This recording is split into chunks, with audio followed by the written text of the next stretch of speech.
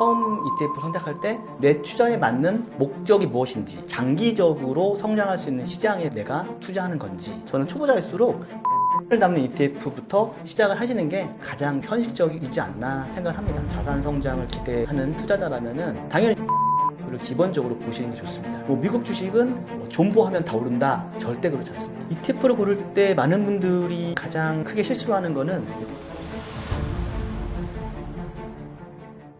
ETF가 이렇게 많은데 처음 시작하는 사람은 뭘 보고 고르면 되나요? ETF 종류가 워낙 많기 때문에 처음 투자하시는 분들은 사실 어떤 걸 내가 골라야 될지 막막하게 느끼실 경우가 되게 많을 겁니다. 그래서 처음 ETF 선택할 때 너무 복잡하게 생각을 하시기보다는 세 가지 정도 기준을 보시는 게 좋다고 말씀드리는데요. 첫 번째는 계속 강조하는 어떤 자산을 담고 있는 ETF냐 하는 겁니다. 그러니까 시장 전체를 담는 건지, 특정 산업에 투자하는 섹터 ETF인지. 그러니까 섹터라 하면 예를 들면 금융, 부동산 이런 것들이 있겠죠. 에너지, 배당 중심의 ETF인지 이런 거에 따라서 좀 투자 성격이 달라지는 거거든요. 기본적으로 내가 원하는 게 자산의 성장인 건지, 아니면 배당을 받는 현금의 흐름인 건지, 요거에 따라서 조금 이제 목적이 달라질 수 있고요. 두 번째는 제가 계속 강조드리는 기초 자산의 장기 성장 가능성입니다. 그러니까 ETF는 결국 그 안에 들어있는 자산들이 성과를 만들어내기 때문에 이제 계속 나아갈 수 있는 거거든요. 어떤 산업이나 기업을 담고 있는지가 굉장히 중요합니다. 그 산업이나 기업이 장기적으로 성장할 수 있느냐, 이거를 보는 거죠. 제가 좀 약간 하향 산업에 투자를 하게 되면 그 산업 자체가 하향하니까 ETF 자체도 올라가지 않거든요. 그런 것들은 조금 유념을 하셔야 되고요. 마지막으로 운용 규모와 거래량입니다. 그러니까 ETF도 제가 처음에 말씀드렸듯이 주식처럼 시장에서 이제 거래가 되는 상품이라서요. 규모가 크고 거래량이 활발해야 내가 팔고 싶을 때 팔고 사고 싶을 때 사는 그게 가능합니다. 그래서 거래량이 많고 규모가 큰 그런 위주를 골라보시면 좋을 것 같고요. 그러니까 정리해보면 내 투자에 맞는 목적이 무엇인지, 그리고 장기적으로 성장할 수 있는 시장에 내가 투자하는 건지, 그리고 그 시장 안에서 안정적으로 거래되는 상품인지, 요 세 가지 정도만 확인해도 그 처음에 그 투자하시는 방향을 잡는 데는 도움이 될 거다, 이렇게 말씀을 드리고 싶고요. 처음에는 이제 복잡한 전략보다는 저는 사실은 초보자일수록 시장 전체를 담는 ETF부터 시작을 하시는 게 가장 현실적이지 않나 생각을 합니다. 배당을 원하는 사람은 어떤 ETF 유형을 먼저 보면 좋나요? 배당을 원하는 투자자면은 어떤 방식으로 이제 배당이 만들어진 ETF인지를 살펴보는 게 중요합니다. 그러니까 같은 배당이라고 해도 구조가 조금씩 달라지기 때문인데요. 먼저 이제 가장 쉽게 접근할 수 있는 거는 이제 배당 성장형 ETF입니다. 그러니까 제가 좀 전에도 언급을 드렸던 SCHD라는 이제 배당 성장형 ETF인데 한국에서는 슈드라고도 이야기를 많이 하고요. 그러니까 배당률이 높은 기업보다는 배당을 꾸준히 늘려온 기업들 중심으로 이제 구성이 됩니다. 그래서 그러니까 배당이 시간이 지날수록 계속 증가를 하게 됩니다. 만약에 내가 10년 정도 투자했다. 그럼 지금은 배당률이 한 3%지만 10년 지난 시점에 돌아보면 그게 한 10% 이상 계속 늘어나기 때문에 나중에는 진짜 몇 배가 되는 그런 성과를 얻을 수 있거든요. 그렇지만 현재로서는 배당은 낮다. 그렇게 볼 수 있고요. 두 번째는 이제 고배당 ETF입니다. 이 ETF는 배당을 꾸준히 지급하는 기업들인데 비교적 고배당. 고배당이라고 하면은 기준이 약간 다르지만 그래도 한 6, 7% 이상은 돼야 되지 않나라는 저는 개인적으로 생각하는데 그런 것들이 많이 있습니다. 금융 쪽이 많이 주는 것도 있고요. 리츠도 있고 그러면서 비교적 안정적인 현금 흐름을 만들어내는 기업들이 많이 포함된 경우가 많이 있습니다. 이런 기업들이 지급하는 배당을 모아서 이제 투자자에게 분배를 하는 구조인 거죠. 그리고 마지막으로 전략형 인컴 ETF, 예를 들면 커브드 콜 ETF 같은 유형입니다. 이 상품은 단순히 이제 배당을 받는 구조가 아니라 옵션 전략이라는 걸 활용해서 추가적인 프리미엄을 만들어서 분배금으로 지급하는 방식인데요. 그래서 비교적 높은 현금 흐름을 만들 수가 있지만 상승장에서 좀 수익이 좀 일부 제한되는 특성도 있습니다. 배당 ETF를 고를 때는 단순히 이제 배당률만 딱 보시기보다는 어떤 방식으로 이제 배당이 만들어지는지, 그리고 그 구조가 어떻게 되는지, 나는 배당 성장형을 좋아하는지, 아니면 지금 당장 배당을 많이 주는 고배당을 좀 선호하는지, 그런 거에 따라서도 조금씩 달라질 수 있습니다. 가격 상승을 기대하는 사람은 어떤 ETF를 보는 게 좋나요? 가격 상승, 즉 자산 성장인데요. 그러니까 자산 성장을 기대하는 투자자라면은 당연히 저는 시장 전체의 성장을 따라가는 지수형 ETF를 기본적으로 보시는 게 좋습니다. 그러니까 계속 말씀드리고 있는 S&P 500이랑 나스닥 100이죠. 그게 왜 그런지는 제가 조금 이따 설명을 좀 드릴게요. 반복적으로 설명드리면 그 특정 기업 하나가 아니라 미국 전체를 대표하는 시장을 담고 있기 때문에 그만큼 변동성이 낮고 꾸준하게 이제 상승을 하고 있습니다. 또 하나 볼 수 있는 거는 특정 산업이나 기술 흐름에 투자하는 섹터나 이제 테마 ETF인데요. 예를 들면은 이제 뭐 고령화는 어떻게 보면 전 세계적인 구조적인 변화이잖아요. 평균 수명이 늘어나면서 그에 따른 헬스케어, 바이오, 뭐 의료기기 같은 산업은 뭐 단기 테마가 아니고 장기적인 수요랑 연관이 됩니다. 이런 분야는 경기 사이클하고는 조금 더 다르게 인구 구조 변화이기 때문에 그 흐름을 타고 길게 갈 수 있는 거죠. 그리고 AI도 마찬가지인데요. AI가 앞으로 뭐 대세이긴 하지만 단순히 AI가 대세다 이렇게 접근하기보다는 그 안에서도 굉장히 많잖아요. 그러니까 소프트웨어인지 또 반도체인지 또 로봇인지 데이터 센터 뭐 인프라인지 혹은 에너지 인프라인지 이런 것들도 구분해 볼 필요가 있는 거죠. 그러니까 AI가 성장할수록 그런 뭐 전력 수요 인프라 이런 것도 같이 성장을 하기 때문에 한 분야만 성장하는 건 아닙니다. 다만 이제 제가 말씀드리고 싶은 거는 이런 특정 테마 ETF들은 특정 산업이 크게 성장하는 경우에는 높은 수익률을 좀 기대할 수 있지만 변동성이 상대적으로 클 수도 있다는 겁니다. 여기서 이제 제가 조금 저의 경험담을 말씀드리면 20년, 21년 그때는 미국 시장, 한국도 그랬지만 미국 시장이 굉장히 화랑이었습니다. 어떤 걸 사도 다 되는 그런 구조였는데 당시에 굉장히 유명했던 게 뭐 넥스트 테슬라를 찾아라, 뭐 넥스트 엔비디아를 찾아라 이런 겁니다. 그런 혁신 성장을 갖고 있는 기업에 미리 투자해서 나중에 소위 말하는 텐베거라고 하는데요. 10배의 수익을 얻을 수 있는 기업에 투자한다. 이런 책들도 굉장히 유행을 많이 했습니다. 저 역시도 이제 그런 거에 따라가는 투자를 많이 했는데요. 이런 겁니다. 돈나무 언니라고 한국에서 불리는 캐시우드 CEO가 운영하고 있는 ARKK라는 이제 ETF가 있는데 그거는 혁신 성장에 투자하는 기업들만 모아놓은 ETF입니다. 지금은 별로 주목받지 않아요. 나중에 미래 가치가 굉장히 높을 것 같다. 이런 건데 그때 예를 들어서 이제 ARKK라는 ETF에서 어떤 기업을 샀다라고 하면 저는 기본적으로 그 ARKK라는 ETF도 갖고 있고 그 기업도 개별적으로 또 샀습니다. 굉장히 수십 개를 많이 샀거든요.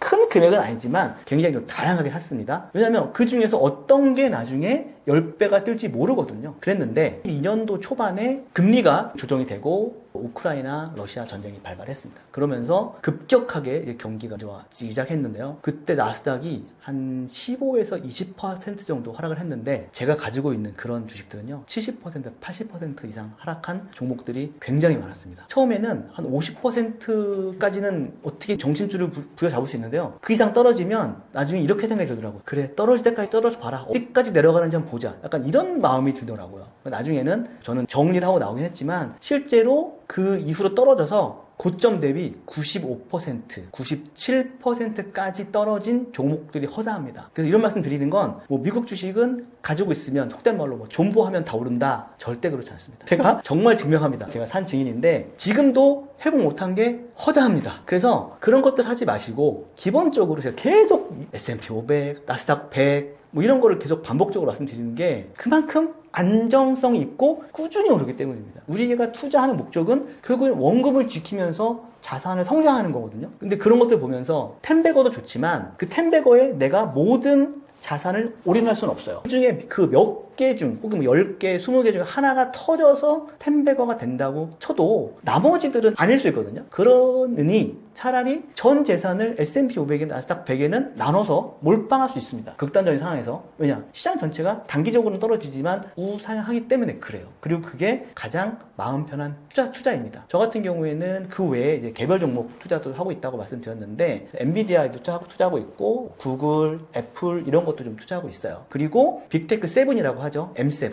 매그니피센트 7이라고 하는데 그 7개만 담아놓은 ETF가 있습니다. 이제 MAGS라는 ETF인데 갖고 계시면 빅테크 7을 또 다 갖고 있는 효과를 거둘 수도 있습니다. 7개를 다 사면 부담스럽잖아요. 근데 그 MAGS가 ETF가 나온 지가 3년이 채 안 됐는데 누적 수익률이 한 150% 정도 됩니다. 나쁘지 않죠. 그런 것들을 같이 섞어 가시는 게 조금 마음 편한 투자를 할 수 있는 거지. 아까 제가 말씀드린 대로 그 특정 테마 이런 것들을 잘못 들어가시면 묶여버리면 정말 저처럼 큰일 납니다. 실패담을 타산지석 삼으셔서 안정적인 투자 자산을 하고 필요하다면 그 일부 자산을 공격적으로 운영하시는 그런 시스템을 가져가셨으면 좋겠습니다. 배당도 받고 싶고 성장도 놓치고 싶지 않은 사람은 어떤 선택을 고민해 볼 수 있나요?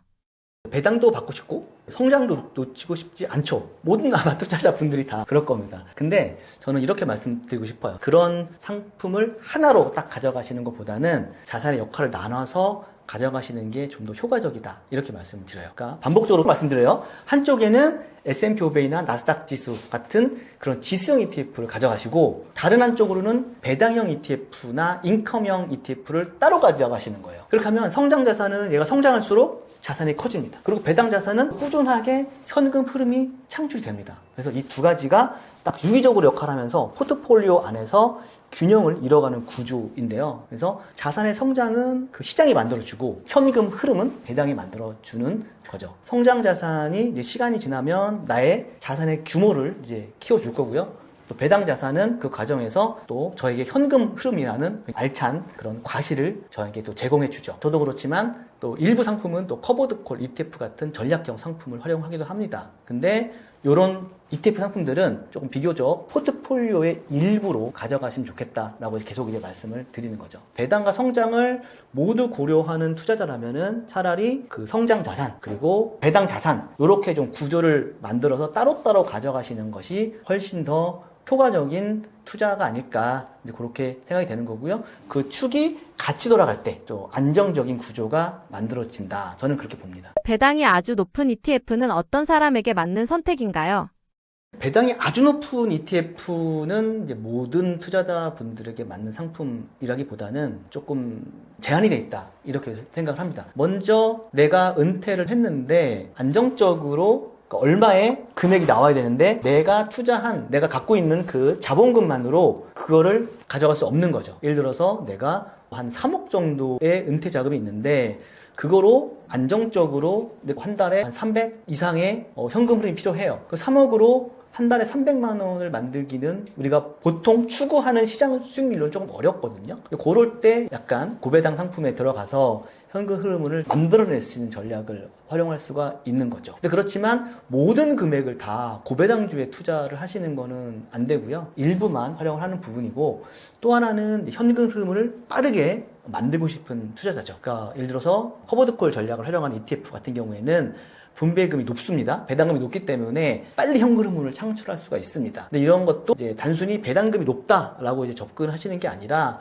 아까 말씀드렸던 대로 우상향하는 기초 자산을 선택을 해서 복리의 구조로 가져가는 게 훨씬 좋다는 거죠. 늘 말씀드리지만 이제 커버드 콜은 어느 정도 한계가 있기 때문에 그런 것들을 잘 고려하고 하시는 게 좋다 이렇게 말씀드려요. 커버드콜 ETF는 일반 배당 ETF와 어떤 사람에게 더 어울리나요? 네, 커버드콜 ETF와 일반 배당 ETF는 이제 겉으로 보면 둘 다 배당이 나온 상품처럼 보이는데요. 둘은 사실은 완전히 구조가 다른 상품. 먼저 일반 배당 ETF는 기업이 실제로 지급하는 배당을 기반으로 하는 거죠. 코카콜라, 존슨앤존슨 이런 우량한 기업들이 낸 이익을 이제 주주들에게 배당을 주는 거고, 그것들을 운용사가 받아서 투자자들에게 분배금이라는 형태로 나눠주는 구조입니다. 근데 커버드콜은 완전히 다른 현금 흐름을 만듭니다. 이거는 주식을 단순히 보유하는 게 아니라 옵션이라는 계약을 활용해서 이제 추가 수익을 만드는 구조인데요. 여기서 제가 커버드콜에 대해서 집중적으로 좀 말씀드릴게요. 책에도 설명을 해드렸지만, 그래서 제가 옵션이라고 했잖아요. 옵션이 뭐냐? 옵션은 우리의 일상생활에도 많이 있습니다. 그러니까 우리가 뭐 차를 살 때 옵션이 있잖아요. 썬루프 옵션도 있고요. 그리고 아파트를 계약할 때 옵션이 있습니다. 테라스를 확장할 것인가, 아니면 에어컨을 할 것인가, 뭐 이런 거 있잖아요. 일상생활에서의 옵션은 내가 옵션을 선택하면 반드시 그거에 대한 지불이 있어야 됩니다. 근데 금융에서 말하는 옵션은 조금 다릅니다. 금융의 옵션은 권리인 거지 의무는 아닙니다. 내가 불리하면 포기할 수 있습니다. 이게 가장 기본적인 개념인 거고요. 여기서 제가 조금 더 커버드콜 개념에 대해서 말씀을 드려볼게요. 저는 책에는 사과농부의 뭐 선도 계약 사례다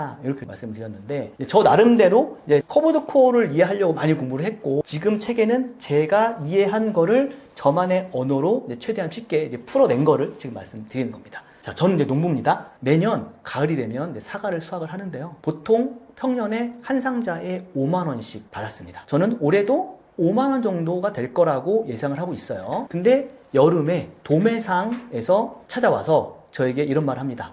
농부님, 제가 지금 5천 원을 계약금으로 드릴게요. 대신에 가을이 돼서 사과를 출하하시면 저한테 5만 원에 살 수 있는 권리를 주세요. 이렇게 얘기를 합니다. 그럼 저는 생각해 보니까 원래 나는 이거를 박스당 5만 원에 팔려고 했는데 5천 원까지 더 준다는 거예요. 그럼 10%가 이득이네? 라고 해서 네, 좋습니다. 라고 해서 계약을 성립을 해요. 이렇게 이제 계약이 성립이 된 겁니다. 여기서 이제 실제 가을이 되면 세 가지 경우의 수가 발생합니다. 첫 번째는 사과의 가격이 엄청나게 오른 겁니다. 품기가 나서 한 박스가 5만 원이 아니라 10만 원이 된 거예요. 그러면 도매상은 신나서 오겠죠. 내가 전에 5천 원 줬으니까 5만 원을 내놔 라고 하겠죠. 그럼 농부는 울며 겨자 먹기로 계약이니까 줄 수밖에 없죠. 내가 이거 시장에 팔았으면 그냥 10만 원에 파는 건데 5천 원 그거 받은 것 때문에 4만 5천 원을 내가 추가 수익을 못 얻는 거잖아요.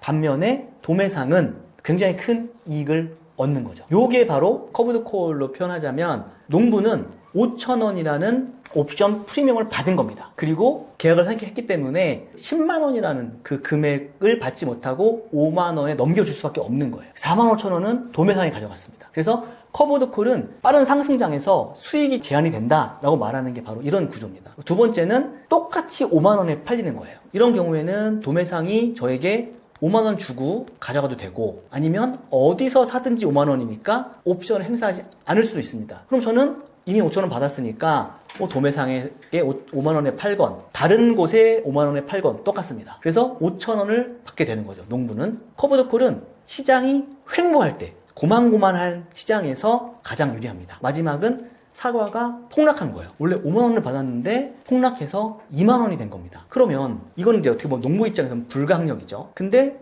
5천 원을 받았어요. 그러니까 떨어지는 사과값을 막을 수는 없지만 5천 원을 받음으로 인해서 조금 보완이 됐습니다. 그 농부 말고 도매상은 저한테 5천 원 줬지만 5만 원에 저한테 그걸 사겠습니까? 안 사겠죠. 그냥 권리를 포기해버리면 끝나는 거예요. 그래서 도매상의 최대 손실은 5천 원입니다. 하지만 최대 수익은 사과가 극단적으로 올라가는 가격까지 다 도매상이 가져갈 수 있는 거죠. 반대로 말하면 농부, 즉 커버드 콜의 한계는 그 올라가는 과실을 따먹을 수 없는 거, 횡보장에서만 유리하는 거, 그리고 떨어지는 그 시장 환경을 막을 수 없는 겁니다. 시장이 떨어지는 건 좋은데 문제는 그 다음에 얘가 올라가야 되잖아요. 지금 제가 설명드린 그 커버드 콜이 상승장에서 못 올라가는 한계 때문에 보통 커버드 콜의 그래프를 보면은요, 이렇게 떨어집니다. 이렇게 올라가는 구조가 나오지 않거든요. 그래서 이제 그게 이제 커브드 콜이 갖고 있는 기본적인 한계입니다. 근데 요즘에 그런 일부 상품들은 커브드 콜을 좀 기본적인 한계를 극복하려고 만들어진 상품이 많습니다. 책에 설명하고 있는 1.2배를 추정하는 그런 것들인데, 왜냐? 기초자산이 올라갈 때 얘가 1.2배로 따라 붙고 만약에 거기다가 배당금까지 재투자했다는 가정을 한다면 우상향하는 우량한 기초자산인 경우에는 기초자산의 수익률을 또 상회하기도 합니다. 여러 가지 전제가 되게 많거든요. 그런 것들을 잘 이해하고 하셔야 되는 거죠. 그럼에도 불구하고 커브드 콜은 어느 정도 리스크가 산재되어 있기 때문에 자산의 일부로만 활용하시면 좋다. 이렇게 좀 말씀을 드리고 싶어요. 초보자들이 ETF를 고를 때 가장 많이 하는 실수는 무엇인가요? ETF를 고를 때 많은 분들이 가장 크게 실수하는 거는 겉으로 보이는 숫자만 보고 선택을 하는 거다라고 생각이 됩니다. 저 역시 그런 실수를 하기도 했고요. 가장 많이 보는 것이 이제 배당률을 보고 하는 거죠. 그러니까 제가 이렇게 설명을 드리고 싶어요. 어떤 ETF가 20%의 배당을 주는데 이 구조를 잘 보셔야 되는 거예요. 실제 그 주가가 버티는 상태에서 20%를 주는 건지, 주가가 떨어진 거에서 갖는 건지, 이런 것들을 좀 잘 보셔야 되거든요. 주가의 흐름이 버티면서 배당을 주는 그런 것들이 되게 견고한 건강한 ETF인 거지, 주가가 하락을 하기 때문에 상대적으로 배당률이 높아 보이는 거, 그거는 오히려 피해야 할 대상입니다. 그리고 두 번째는 투자 목적 없이 상품부터 고르는 겁니다. 요건 제가 저의 아픔을 말씀드렸죠. 요즘에 ETF가 되게 많거든요. 그래서 뭐가 잘 나간대, 이런 것들, 신문에 뭐가 좋대, 그러니까 이런 것들을 그냥 따라 사는 거죠. 그게 뉴스까지 나올 정도면 거의 끝난 거죠. 뉴스에 팔아라 이런 말도 있잖아요. 그래서 내 투자 철학을 가지고 하는 게 가장 좋은 거고요. 어떤 게 좋더라, 카더라에 사시면 안 돼요. 그래서 제가 저의 아픔을 말씀드렸던 것도 그거를 타산지석 삼으셔서 잘 현명하게 판단하셔야 하시면 좋겠다라는 이런 뜻에서 말씀드린 거고요. 마지막으로는 이제 단기 성과에 너무 집중하는 겁니다. 요즘에 우리 사회에 어떻게 보면 좀 문제라고 해야 될까요? 이슈인 것 같은데 포모 현상도 많이 있고 월급 모아서 언제 아파트를 살까, 집을 살까 뭐 이런 것들도 되게 걱정이 많아요. 그러다 보니까 빨리 돈을 모으고 싶은 또 욕심이 납니다. 그러다 보니까 단기 성과에 집중하게 되고 비투도 하게 되고 아까 말씀드린 3배 레버리지도 하게 되고 그렇게 됩니다. 그런 것들을 조금 내려놓으시고 좀 더 원점으로 돌아가서 투자를 하시면 조급한 투자보다는 어떻게 보면 마음 편한 투자를 하시면서 그 사이에서 일부 상품을 공격적으로 하시는 건 모르겠지만 단기 성과에 너무 집중해서 거기 올인하시는 거는 정말 큰일 나거든요. 그런 것들은 지양하시면 좋겠다 말씀드리고, 먼저 정리하자면 투자의 목적을 정하고 그 목적에 맞는 ETF 유형을 고르시고 그다음에 장기적인 관점에서 꾸준히 가져가시는 게 중요하다. 복잡한 기술보다는 그 방향과 구조를 먼저 세우고 꾸준하게 투자하시는 그게 정답이 아닐까 생각합니다. 월 300만 원을 목표로 하셨는데요. 포트폴리오를 처음 짤 때 가장 먼저 정한 기준은 무엇이었나요? 제가 포트폴리오를 처음 설계할 때 가장 먼저 정한 기준은 목표를 숫자로 정하자 이겁니다. 그러니까 많은 분들이 어떤 종목부터 살까 이거부터 고민하지만 저는 조금 다르게 생각을 했습니다. 중요한 게 그러니까 나는 매달 얼마의 현금 흐름이 있어야 삶이 안정이 될까. 그 다음에 이제 제가 생각한 게 그래 300만 원이면은 보편 타당하게 접근할 수 있지 않을까 그렇게 된 거고요. 이 정도면은 월급을 대체할 수 있는 금액이기도 하고요. 생활비에 상당 부분을 커버할 수 있기 때문입니다. 목표가 정해졌으니까 그 다음은 이제 구조를 고민하게 된 거죠. 월 300만 원이라는 숫자를 가지고 어떻게 현금 흐름을 가져갈 것인가 이거인 거죠. 포트폴리오 설계할 때 어떠한 자산이 현금 흐름을 만들어줄 수 있는지 고민을 했고 그 과정에서 커버드콜 전략과 커버드콜 ETF가 하나의 선택지로 저에게 들어오게 된 겁니다. 하지만 커버드콜만 처음부터 중심에 둔 건 아니었어요. 커버드콜 전략은 당연히 현금 흐름을 빠르게 만들어내는 장점이 있지만 제가 말씀드렸죠. 상승장에서 수익이 일부 제한되는 구조적인 특징이 있습니다. 가장 먼저 제가 한 거는 기초 체력에 해당하는 자산, 반복적으로 계속 말씀드리는 S&P 500이나 나스닥 100 같은 꾸준한 수익이 낼 수 있는 우량한 것들 먼저 가져가는 거예요. 얘가 지금 그러면서 얘는 점점 자산이 성장하고 있습니다. 그리고 그 위에 현금 흐름을 가속화하기 위한 보조 장치로 커버드콜을 얹은 거예요. 그러니까 무조건 얘만 얹으면 그러니까 사상누각이라고 하죠. 모래 위에 얹어버리면 그냥 무너져 버립니다. 튼튼한 비빌 데가 있는 언덕에서 얘를 얹은 거죠. 그런 장치로 보면 되는 거고요. 그럼에도 불구하고 이제 커버드콜 ETF를 투자할 때도 금액에 대한 비중 그리고 여러 가지 제한을 두고 운영을 했습니다. 자산의 중심은 성장 자산에 두고 커버드콜은 현금 흐름을 보완하는 역할로만 활용을 했다. 이렇게 말씀을 드리고 싶어요. 월 300만 원을 만들기 위해 필요한 원금과 수익률은 어떻게 계산하셨나요?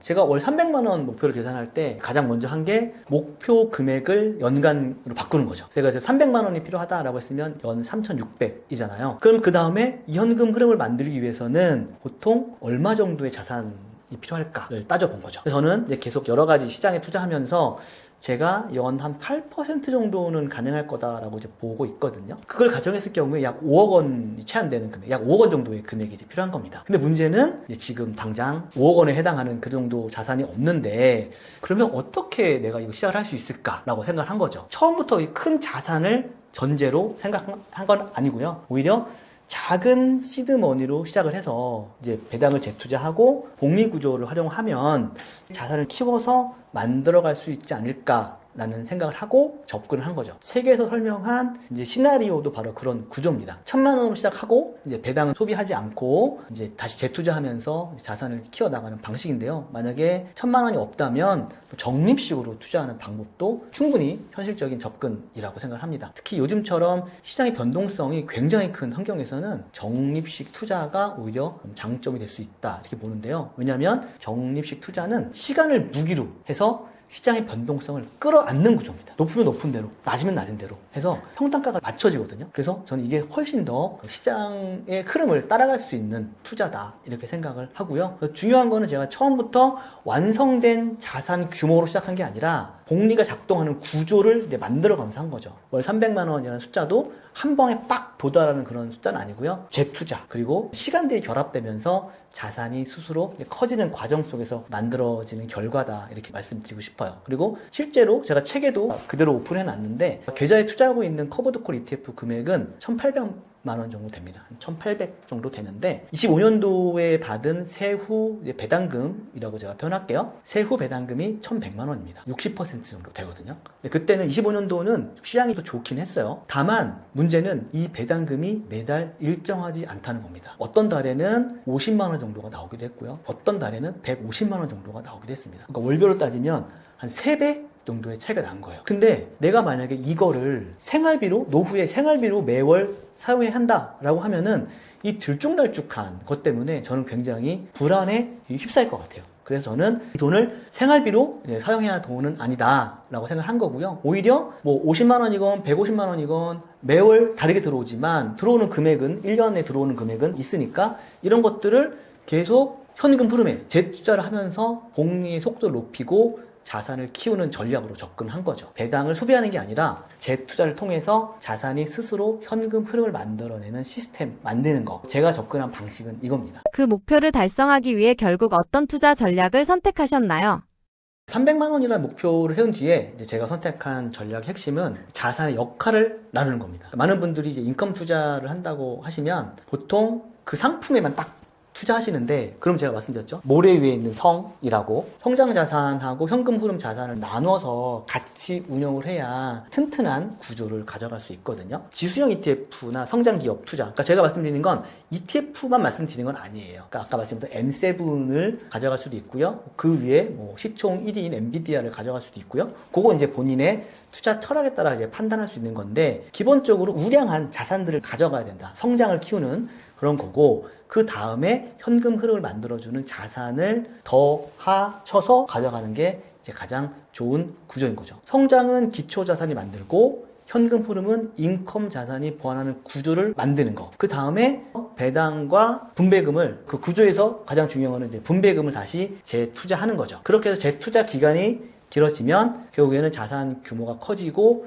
현금 흐름도 점점 이제 커지게 됩니다. 제가 책에서 설명한 시나리오에도 몇 가지 전제가 있는데요. 초기 투자금의 설정, 그리고 배당금 전액 투자, 재투자, 그리고 최소 3년 보유 원칙, 일정 수준의 수익률 가정, 가장 중요한 전제가 있죠. 제가 말씀드린 우상향하는 기초 자산을 반드시 선택을 해야 됩니다. 커버드콜의 본질은 옵션이 아니라 기초 자산입니다. 기초 자산이 튼튼해야 무너지지 않아요. 기초 자산이 장기적으로 성장하지 못한다면 아무리 높은 프리미엄, 그러니까 배당을 받아도 그 자산은 줄어들 수밖에 없습니다. 그리고 제가 좀 전에 말씀드렸던 그 기초 자산을 1.2배로 추정하는 그런 상품들을 전략적으로 운영을 하시면 커버드콜의 그 한계를 보완하는 구조가 되기 때문에 일정 부분 그런 것들 같이 이제 가져가시는 게 좋고요. 저는 반복적으로 말씀드리지만 커버드콜 ETF를 맹목적으로 딱 옹호하진 않습니다. 하지만 분명히 커버드콜도 전략적으로 갖고 있는 장점도 있습니다. 그 장점을 잘 활용을 하면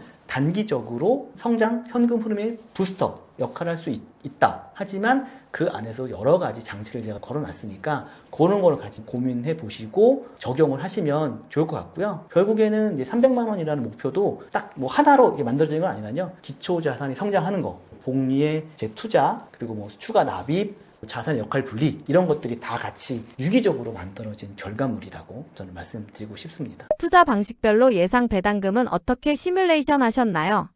책에도 제가 상세히 설명을 해놨지만 저는 복잡한 모델을 사용하진 않았고요. 대신 그 몇 가지 좀 보수적인 가정을 좀 했습니다. 단순화 시킨 건데요. 먼저 저는 이 책을 탈고하는 기준이 25년도 12월 달 기준 이었습니다. 그때의 월배당 기준으로 환산을 한 거고요. 시장 변동성을 고려해서 그 당시 제가 기준일을 정했는데 기준일의 가격보다 매수 단가는 15%를 올렸고요. 평균 배당금은 약 5%를 낮게 책정했습니다. 그래서 좀 보수적으로 좀 책정을 했습니다. 근데 그때보다 이 시장이 굉장히 좀 많이 하락을 해서 지금 조금 좀 다르게 볼 수는 있는데요. 또 하나 좀 그렇게 제가 책정을 했지만 중요한 거는 이제 매수 타이밍입니다. 그러니까 커버드콜 ETF는 배당금을 지급을 하게 되면 그만큼 주가가 하락하는 배당락 구조를 갖고 있습니다. 이거는 커버드콜 ETF만 그런 건 아니고요. 모든 배당주가 다 똑같습니다. 예를 들면 주가가 100달러인 그 기업이 혹은 ETF가 뭐 극단적으로 5%라는 배당을 줬다면 배당을 준 날 기업의 주가는 95%로 떨어져 있습니다. 요거는 배당락하는 날, 떨어진 날 사면 굉장히 낮은 가격에 진입을 할 수 있는 거예요. 근데 반대로 보통 이제 배당 낙일이라고 하는 게 배당을 주기 영업일 기준으로 이틀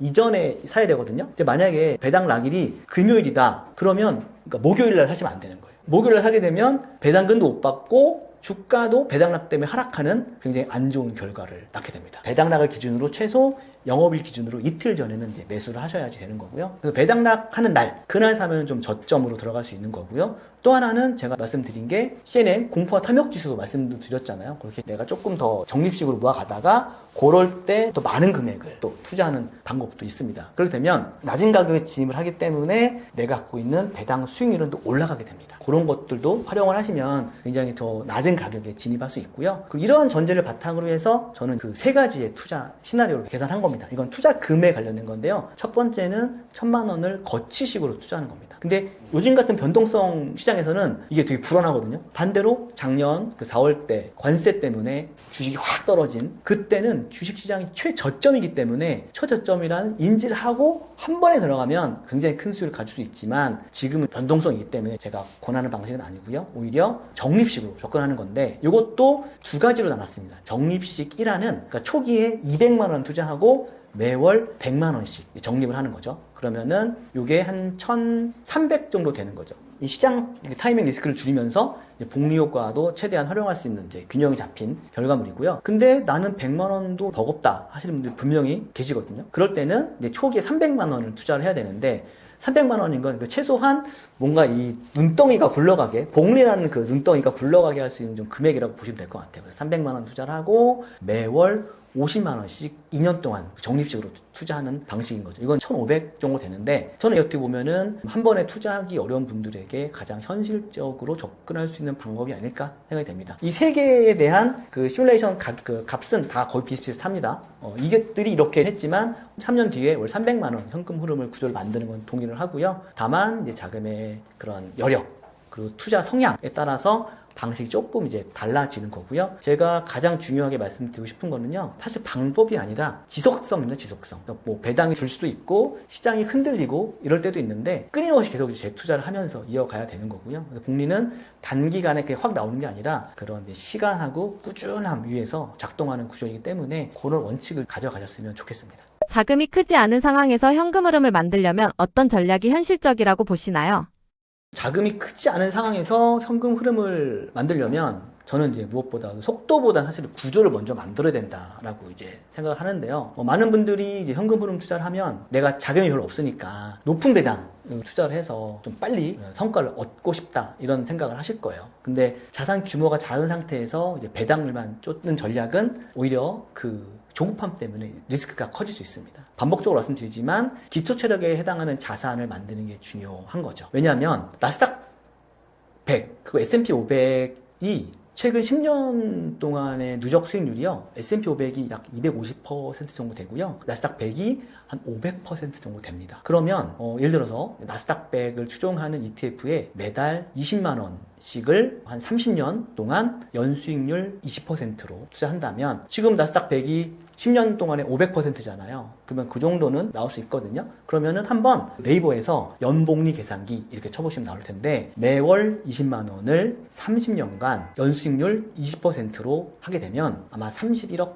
이렇게 나올 겁니다. 저는요, 약간 이제 극단적인 말씀을 드릴 수 있는 거지만 그만큼 장기적인 투자가 되게 유리하다는 거예요. 그런 자산을 성장할 수 있는 겁니다. 매달 200만 원은 사실 어렵잖아요. 근데 20만 원 정도는 저는 현실적으로 도전 가능한 금액이다라고 생각을 하고요. 이 정도만 해도 사실은 저는 노후 준비는 끝난다고 생각합니다. 근데 저는 요거를 기초 자산 투자, 요거 굉장히 중요하다 말씀드렸는데 직투하는 것도 중요하지만 제가 말씀드렸죠. 연금 계좌, IRP 이쪽으로 넣어놓으면 더 좋다는 거예요. 그쪽으로 넣어놓으면 세제 혜택도 있잖아요. 연말 정산 받을 때 혜택도 받고 그리고 매월 20만 원씩을 강제 저축한다는 식으로 넣어놓는 거죠. 내가 직투를 하게 되면 돈이 필요하면 뺄 수도 있거든요.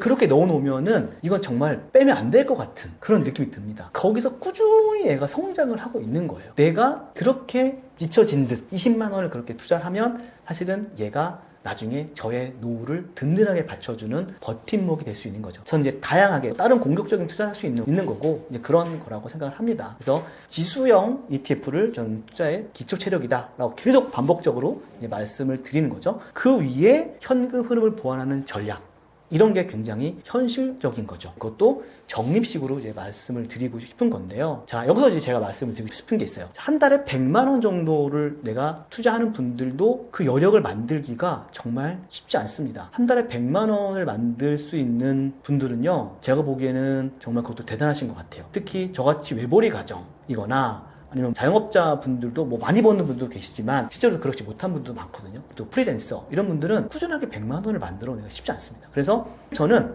현금 흐름을 크게 만들려면 부수입을 올리는 게 가장 좋다고 생각해요. 엔잡을 통해서 하건 이제 부수입도 올리고 내가 생활비를 줄여서 여력을 만드는 거죠. 두 가지를 병행하면 가장 좋습니다. 근데 이 초반에 말씀드린 부수입을 올리는 거는 쉽지 않습니다. 가장 쉽게 접근할 수 있는 게 짠테크를 하셔라 라는 부분이에요. 이게 왜 그러냐면 짠테크로 500만 원을 아끼는 건 사실 힘들죠. 근데 50만 원, 100만 원 이거는 가능해요. 예를 들면 제가 이제 말씀드렸죠. 20만 원이 얼마나 큰 위력인지 말씀드렸잖아요. 이거는 어떻게 보면 또 뭐 극단적인 예다 이렇게 말씀을 드릴 수도 있지만 이렇게 말씀드리고 싶어요. 제가 예전에 미국 나스닥 주식이 한참 오를 때 직장 후배들에게 이런 얘기를 했어요. 한 달에 10만 원, 20만 원이라도 주식에 좀 투자를 해봐라. 미국 주식이 되게 좋으니까 괜찮을 거다라고 이야기를 했어요. 그러면 거의 대부분입니다. 뭐 한 100명 중에 한 95%는 저기서 하고 싶은데 돈이 없어요. 정말 없어요. 이렇게 이야기를 합니다. 돈이 없다고 하는데 어떻게 하겠습니까? 근데 그리고 나서 이제 점심시간에 밥을 먹고 양치를 하려고 이제 가요. 그럼 이제 그들의 책상에 놓여져 있는 게 있습니다. 뭘까요? 바로 별다방, 콩다방의 커피입니다. 그리고 주말에 뭐 했어? 라고 물어보잖아요. 그러면 애가 없는 집이었는데 이제 아내와 같이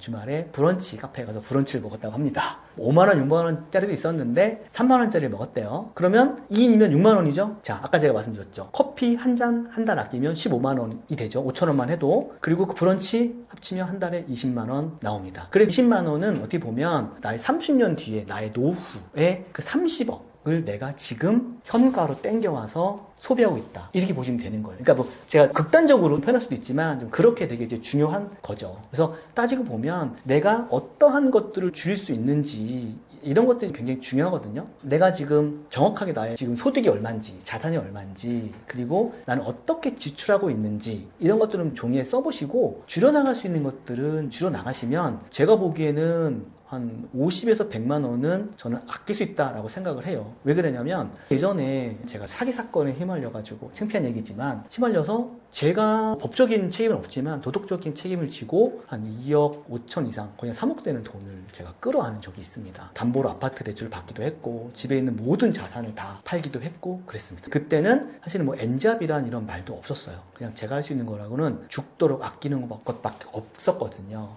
결론적으로 말씀드리면 외벌이 가정에서 3년 동안 1억 1천만 원을 갚았습니다. 한 달 평균 300만 원을 갚은 거거든요. 전 이렇게 됐어요. 저희 딸 아이가 그때 한 5살, 4살 그때인 것 같은데요. 짜장면이 먹고 싶다고 합니다. 저는 짜장면을 살 돈마저 없습니다. 그래서 3분 짜장 있잖아요. 이렇게 데워 먹는 거. 그거를 몇 개 사고 소면을 샀습니다. 그렇게 하면 짜장면 한 그릇 값으로 진짜 몇 번을 만들어 줄 수 있어요. 근데 그렇게 해서 만들어 줬는데 그 딸 아이가 뭐가 맛있겠어요. 근데 맛있다고 막 먹고 입가에 막 굉장히 짜장면을 막 짜장을 묻히면서 저를 보고 환하게 웃고 있는 거예요. 그 모습을 보고 정말 저는 너무나도 마음이 아픈 거죠. 뒤돌아서서 눈물도 정말 많이 흘렸습니다. 그렇게 해서 모은 돈을 가지고 저도 시작을 한 거죠. 어떻게 보면 내가 줄일 수 있는 자산을 최대한 줄이셔서 투자금을 늘리시는 게 저는 가장 효과적으로 생각해요. 부끄러운 얘기지만 저의 그런 과거까지 제가 공개를 했으니까 꼭 그렇게 투자 여력을 100만 원을 만드시는 그렇게 좀 했으면 좋겠고요. 그럼 만약에 100만 원이 만들어졌다. 그러면 어떻게 할 것인가? 이건데 저는 한 50% 이상은 아까 말씀드렸던 우량한 기초 자산인 뭐 QQQ나 SPY에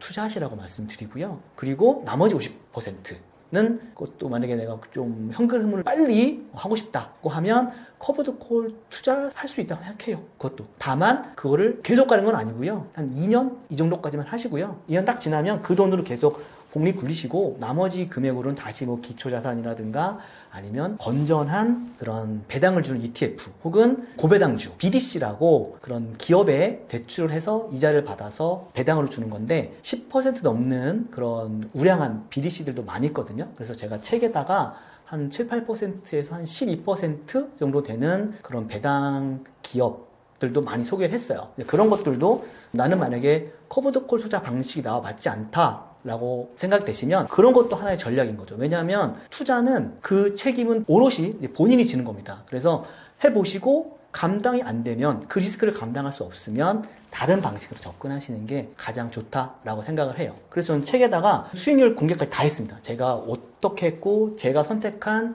기초자산은 뭐였고 그리고 어떠한 커브드 콜을 골랐고 그 이유는 무엇이고 다 공개했습니다. 그거는 그 포트폴리오를 그대로 가져가시라는 뜻으로 말씀드린 건 아니고요. 초보자일수록 결정을 할 수 없거든요. 근데 이 사람은 이런 기준으로 해서 이렇게 골랐구나. 그걸 참고해서 응용을 할 수 있거든요. 그런 식으로 응용하시라고 제가 왜 선택을 했는지 이런 것까지 정말 세세하게 다 담았거든요. 그걸 참고해서 나만의 투자 방식을, 투자 철학을 정립하시고 잃지 않는 투자, 성장하는 투자를 이어나가셨으면 좋겠습니다. 목표를 달성한 이후에는 포트폴리오 전략에 변화를 주는 것이 좋다고 보시나요? 초기 단계에서는 수익률에도 굉장히 중요하지만 저는 주식수를 늘리는 거 이게 더 중요하다고 생각해요. 그래서 제가 이제 배당이 들어오면 다시 사고 추가 자금을 늘리면서 보태서 복리 구조를 만드는데 빠르게 집중했습니다. 저는 이제 책에 제가 표현한 거는 이 구조를 MMC다 이렇게 했는데 MMC가 뭐냐면 단순하게 마이 머니 컴퍼니입니다. 이게 뭐냐면 저는 사장이고 제 돈은 직원입니다. 근데 이 직원은요 불평도 하지 않고요 365일 24시간 일만 합니다. 부동산처럼 공실도 없고 상권 걱정도 없습니다. 이 직원의 수가 늘어날수록 제 통장은 스스로 월급을 찍어내고요. MMC의 규모가 커질수록 제 삶의 선택지도 이렇게 넓어집니다. 이제 추가적으로 말씀드리면 이제 단계적인 이제 자산 전환 전략이다 이렇게 말씀드리는데 저는 3단계라고 말씀드려요. 1단계에서는 속도가 생명입니다. 커브드 콜이나 고배당 자산을 일부 활용해서 빠르게 현금 유입을 시켰습니다. 그 다음에 배당의 재투자를 통해서 얼마나 빠르게 자산으로 전환하느냐 이게 관건이라고 보고요. 그 다음에는 자산의 균형을 맞추는 겁니다. 제가 계속 강조했죠. 커브드 콜이라든가 고배당 상품에만 집중하시면 모래 위에 그냥 투자하는 거기 때문에 정말 리스크가 큽니다. 그래서 SPY나 QQQ 같은 지수형 그런 ETF 그리고 제가 반복적으로 말씀드렸던 M7, 빅테크 M7 혹은 기초 단일 종목, 뭐 엔비디아도 있고 이런 게 있겠죠. 그런 것들을 이제 본인의 투자 철학에 맞춰서 병행을 해 나가셔야 상승장에서 소외되지 않습니다. 그래서 현금 흐름은 코보드 콜이나 고배당 상품들이 만들고 자산의 몸집은 기초 자산이 키우는 거죠. 두 축이 함께 돌아가야지 구조가 완성이 됩니다. 그리고 현금 흐름만 보고 달리면 장기 성장 엔진이 약해지기 때문에 저는 이 균형을 맞추는 게 굉장히 중요하다라고 생각을 하고요. 그리고 3단계는 자산이 어느 정도 이제 커졌을 때예요. 왜냐면 지금은 자산이 없어요. 이 현금 흐름, 부스터 전략으로 해서 빨리 자산을 모았습니다. 이때부터는 자산을 빠르게 증식시키는 것보다는 안정적으로 유지하는, 지키는 전략을 활용하는 거죠. 이 특정 자산에 계속 투자하는 것보다는 안정적인 ETF로 자산의 이관을 하는 겁니다. 특정 섹터에 치우치지 않은 거. 그러니까 이때부터는 뭐 커브드 콜 이런 거보다는 배당 성장형 혹은 뭐 한 7, 8% 혹은 뭐 일부 뭐 10% 초반대의 구조를 섞으면서 이 자산을 내가 꾸준히 유지할 수 있는 변동성을 끌어안으면서 자산을 증식할 수 있는 구조를 만들어가는 거. 이런 것들이 제가 추구하는 3단계 자산 전환 전략입니다. 3년이라는 숫자, 이거를 이제 저는 복리의 재투자가 효과가 눈에 보이기 시작하는 최소한의 시간으로 본 거고요. 1,000만 원이라는 그 시스템은 어떻게 보면 뭐 직장인 혹은 우리 사회에서 1,000만 원이라고 하는 그 금액이 보편적으로 시작할 수 있는 이제 금액이라고 생각을 했습니다. 그게 시드머니라고 본 거고요. 그 위에서 재투자하고 추가 자금이 연결되면 어느 순간 이제 자산이 자기를 스스로 복제하는 구간에 들어가기 때문에 이런 것들이 완성이 된다. 결론적으로 말씀드리면 월 300은 딱 한 번에 만들어지는 건 아니고요. 여러 가지 자산들이 역할을 단계적으로 하고 또 뭐 재투자, 복리구조 이런 것들이 같이 유기적으로 결합됐을 때 만들어지는 이제 그게 구조적인 결과인 거고 저 역시 그 구조를 설계하는 게 어떻게 보면 자산의 안정적인 전환을 통해서 저 같은 경우에는 약 8%, 세후 8%의 수익률을 추구하거든요. 그렇게 마지막으로 설계하는 게 투자의 본질이라고 생각하고 지금도 열심히 공부하고 실행하고 있습니다. 투자라는 것이 어렵고 난 여태껏 해놓은 게 하나도 없는데 라며 한숨 쉬는 초보 투자자분들도 계실 것 같아요. 그런 분들이 오늘 바로 실천할 수 있는 아주 작은 행동 하나만 꼽을 수 있을까요? 제가 생각하는 첫 번째 행동은 이겁니다. 그러니까 일단 나는 왜 현금 흐름이 필요한가 이 질문을 스스로에게 던지시고요. 종이에 적어보는 겁니다. 직장인은 월급을 받으면서 이제 구조조정 또는 희망퇴직에 대한 불안감을 항상 느낍니다. 저 역시 매년 겨울이 되면 인사팀에서 연락을 받지 않을까에 대한 불안감이 항상 있습니다. 그리고 자영업을 하시는 분들은 매출의 변동성에 대한 또 불안을 느낄 수밖에 없습니다. 그리고 또 프리랜서 분들은 왜냐면 이 프로젝트를 따야 되는 거잖아요. 다음 달 수입을 확신할 수 없는 불안에 사로잡혀 있죠. 그 형태는 다르지만 모두가 소득의 불안정성 속에서 살고 있는 겁니다. 그 불안을 구체적으로 숫자로 정리해 본 분들은 많지 않다는 거예요. 당장 종이를 꺼내시고요. 종이에 적어보시는 거예요. 뭘 적냐? 나는 언제까지 지금 이 일을 할 수 있을 것인가? 나오겠죠? 대략 뭐 3년, 5년 이렇게 나오겠죠? 만약에 이 일을 멈춘다면 최소 얼마의 현금 흐름이 필요할까? 그러면 나는 그때까지 금액을 내가 만들어낼 수 있을까? 이걸 고민해 보는 거죠. 그래서 이 질문에 답을 적는 순간에 투자는 그냥 막연한 재테크, 그냥 재테크를 해봐야지 이런 게 아니라 목적 있는 설계로 바뀌게 될 겁니다. 그 다음 행동은 단순한 겁니다. 만약에 내가 그동안 투자해 본 적이 없다면 증권계좌가 없을 거예요. 그럼 증권계좌 만들고 지수 ETF건 배당 ETF건 한 주 사보는 거예요. 많은 분들이 완벽하게 공부를 하고 할 거야. 이렇게 하시는데 그러면 오히려 타이밍을 놓치게 되는 경우가 있거든요. 그래서 빨리 시작하는 게 이제 좋다라고 하는 거고요. 많은 분들이 이런 생각을 하실 거예요. 10만 원 내가 지금 당장 받는다고 해서 뭐가 달라지냐? 이럴 텐데요. 달라지는 건 이제 제가 경험을 했잖아요. 달라지는 건 금액이 아니라 방향입니다. 제가 이제 직장인이니까 월급이든 아니면 자영업자분들의 매출이건 프리랜서분들의 프로젝트 수입이건 내가 일해야만 들어오는 돈, 그것과 내가 일하지 않아도 들어오는 돈은 심리적으로 정말 다릅니다. 그리고 그 차이가 저 같은 경우 굉장히 크게 다가왔어요. 결국 그 차이가 인생의 방향을 저는 바꾼다고 생각합니다. 문제는 작게 시작하는 게 아니라 늦게 시작하는 겁니다. 조금이라도 그 금액도 상관없으니까 빨리 시작을 해서 그 시장 구조에 올라타시라고 저는 꼭 말씀드리고 싶습니다. 현재 주식 시장이 너무 올라서 고점일 것 같다는 두려움이 있는데요. 이럴 때는 어떻게 투자해야 할까요? 지금은 제가 볼 때는 적립식으로 들어가셔야 될 것 같아요. 그러니까 지금 되게 불안정하고 고점이라고 하는데 고점인데 들어가도 되냐? 이런 사실 불안하잖아요. 제가 하고 있는 방법이 있어요. 지금 미국 주식도 많이 올랐고 좀 조정을 받긴 하지만 많이 올랐고 한국 주식도 굉장히 많이 올랐잖아요. 그럼 과연 이럴 때 어떻게 해야 될 것인가? 들어가도 될까 말까에 대한 고민을 많이 하시는데요. 이건 제가 하고 있는 방법을 솔직히 말씀을 드리면 오픈하자면 일정 금액은 매일매일 삽니다. 지금 변동성이 굉장히 크잖아요. 그러니까 코스피도 12%가 떨어졌다가 12%가 올라가고 미국 주식도 막 등락을 막 반복합니다. AI 거품론이네, 뭐 비트코인 떨어지고 금 떨어지고 은 떨어지고 이런데 중요한 거는 AI 거품론이라고는 하지만 그 기업들의 실적 발표를 한 걸 보면 실적은 떨어지지 않았거든요. 어떻게 보면 시장의 공포감이 그렇게 만들었다라고 할 수 있는데요. 저는 기업의 실적이 버티고 있다면 돈 들어가도 된다라고 생각을 하는 거죠. 그럼 언제 들어가느냐? 이게 문제인 건데 저 같은 경우에는 좀 전에 말씀드렸듯이 제가 만약에 한 달에 50만 원씩 직투를 할 수 있다고 볼게요. QQQ 이런 거 투자하는 건 별개고요. 제가 50만 원씩을 직접적으로 제 계좌에서 직투할 수 있다라고 하면 한 절반 정도는 매일매일 삽니다. 저는 지금도 하루에 10,000원씩 매일매일 2,000원, 2,000원, 2,000원, 2,000원 5개 종목에 투자합니다. 그 중에는 ETF도 있고요. 개별 종목도 있습니다. 그러면 그게 토요일날도 따지거든요. 그럼 그것만 해도 30만 원이에요. 그러면 제가 뭐 기초자산에 투자해야죠. 여러 가지 하면 그것도 만만치 않거든요. 절반을 매일매일 투자하잖아요. 그러면 요즘 같은 상황에서 오르면 불안하잖아요. 그 포모 현상을 어느 정도 막아줄 수 있고요. 떨어지게 되면 떨어지는 대로 적립식으로 매일매일 사기 때문에 그거를 막아줍니다. 그 불안감을 막아줍니다. 그리고 제가 말씀드린 게 저는 그 미국 주식에 투자를 한다고 말씀드렸기 때문에 미국 주식은 결과적으로 단기적으로 조정받지만 우상향하는 구조예요. 꾸준하게 늘려갑니다. 그러면 나머지 그 절반에 해당하는 금액은 언제 투자하느냐? 제가 아까 말씀드렸던 CNN 공포지수가 낮은 날 들어갑니다. 매일매일 투자하면 그 포모를 막을 수 있어요. 기다렸다가 불안하거든요. 지금 내가 안 들어가면 안 되는 거 아니야? 이런데 늘 그렇듯 시장이 항상 오르지만은 않습니다. 그때 조정하는 구간이 있거든요. 그럼 그 조정하는 구간에 공포지수가 30이 됐다, 25가 됐다. 그것도 내가 시장 속에서 나름대로 규칙을 숫자를 좀 정하는 게 필요한데요. 저는 일반적으로 한 25 그 정도부터 들어가면 그러니까 무난한 투자를 할 수 있다 말씀을 좀 드리고 싶어요. 그렇게 하면은 시장의 변동성도 이길 수 있고 불안함도 이길 수 있고 꾸준히 투자하면서 그 낮은 가격에 집중적으로 매수를 하면 안전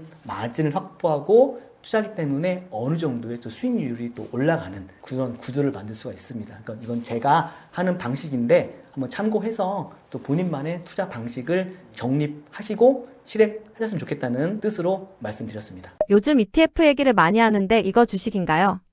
ETF는 Exchange Traded Fund의 줄임말입니다. 직역하면은 거래소에 상장된 펀드라는 뜻이 되거든요. 핵심은 펀드라는 겁니다. 펀드. 그러니까 우리가 흔히 아는 펀드는 여러 투자자의 돈을 모아서 이제 다양한 자산에 투자하는 금융상품이거든요. 예를 들어서 반도체, IT, 자동차, 금융 그런 것들을 여러 기업을 한 바구니에 담아서 운영을 합니다. 이렇게 하면 이제 특정 기업이 부진하더라도 또 다른 기업이 받쳐주기 때문에 위험을 분산하는 효과가 있습니다. 근데 ETF는 바로 주식처럼 거래할 수 있도록 만든 상품입니다. 그러니까 기존의 펀드는 예전에 저희가 은행 가서 막 펀드 들고 했잖아요. 가입을 해야 되고 하루에 한 번 정해진 가격으로 거래가 됩니다. 하지만 ETF는 증권거래소나 이제 나스닥 이런 한국도 있지만 주식시장에 상장이 되어 있기 때문에 애플이나 마이크로소프트, 우리나라 치면 삼성 이런 게 있겠죠. 주식처럼 실시간으로 사고 팔 수 있습니다. 그래서 ETF는 한마디로 정의를 하자면 펀드의 분산 투자 장점과 그리고 주식의 거래 편의성을 결합한 투자 상품이다. 이렇게 보시면 될 것 같습니다. ETF는 어떻게 만들어지고 어떻게 움직이는 상품인가요?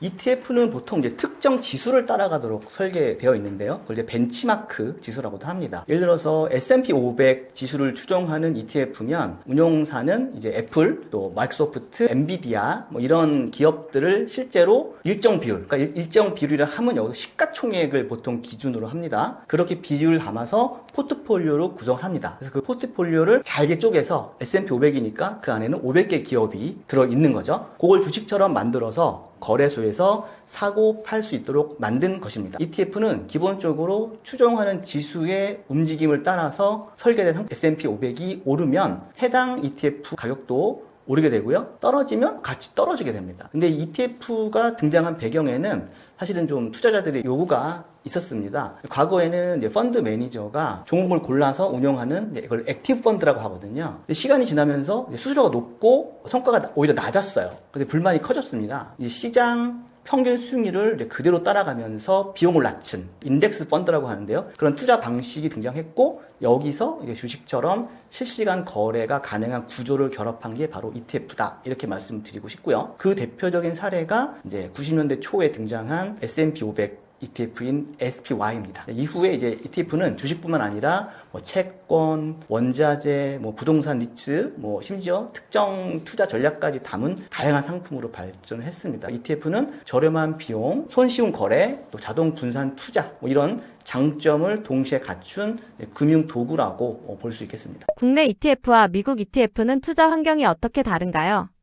국내 ETF와 미국 ETF의 기본 구조는 사실 같습니다. 둘 다 특정 지수를 추종하도록 만들어져 있고요. 거래소에서 주식처럼 실시간으로 이제 사고 팔고 할 수 있다는 점도 같습니다. 다만 이제 투자 환경에는 몇 가지 좀 차이가 있는데요. 제 주관적인 기준이라고 좀 보시면 될 것 같습니다. 모든 사람이 그렇게 생각하는 건 아닐 겁니다. 첫 번째는 이제 시장 규모와 기업 경쟁력입니다. 그러니까 미국 시장에는 엔비디아, 애플, 마이크로소프트 이런 이제 글로벌 기업들이 많이 포진이 되어 있습니다. 특히 이 글로벌 기업들 하나에 시가총액이 한국의 GDP를 훨씬 뛰어넘습니다. 그 세계 한 5, 6위 정도, 4위에서 한 7위, 8위 이 정도 되는 그런 국가 규모를 갖고 있거든요. 그 기업 하나의 시총이. 그러다 보니까 S&P 500이나 나스닥 100 지수가 전 세계 경제랑 기술 혁신의 흐름을 반영하는 경우가 많았습니다. 그러다 보니까 자본시장이 굉장히 큰 거죠. 그 안에서 올라탔다. 저는 그렇게 보는 거고요. 두 번째는 주주 친화적인 문화입니다. 미국 기업들은 배당이나 자사주 매입 같은 주주 환원 정책이 좀 비교적 적극적인 편입니다. 물론 한국도 요즘에 많이 좀 개선이 되고 있지만